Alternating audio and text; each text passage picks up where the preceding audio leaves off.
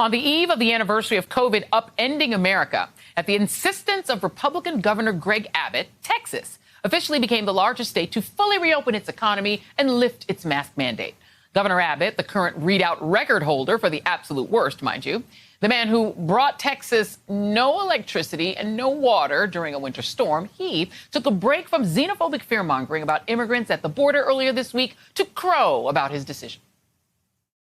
After a year of going through COVID, Texans know exactly the safe practices to heed. They don't need government to tell them what to do. They know exactly what to do.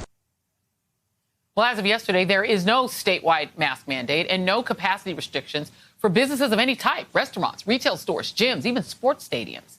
The Texas Rangers baseball team is taking Abbott's lead, allowing 100% capacity for opening day at their 40,000-plus seat stadium, albeit with masks required.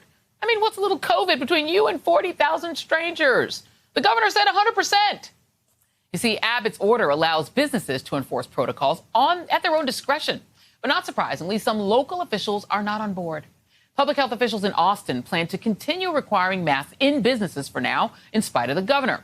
And enter Texas Attorney General Ken Paxton. You remember him, the guy who went to the Supreme Court to try to overturn 10 million legal votes on behalf of that former White House guy, and who's also under investigation by the FBI for using his office to help a wealthy donor, him.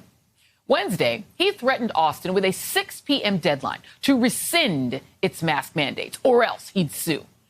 Adding in an anti-science tweet, city and county leaders must not be thinking clearly. Maybe it's oxygen deprivation from quintuple masking. Austin Mayor Steve Adler gave a totally logical explanation for why he's keeping it in place.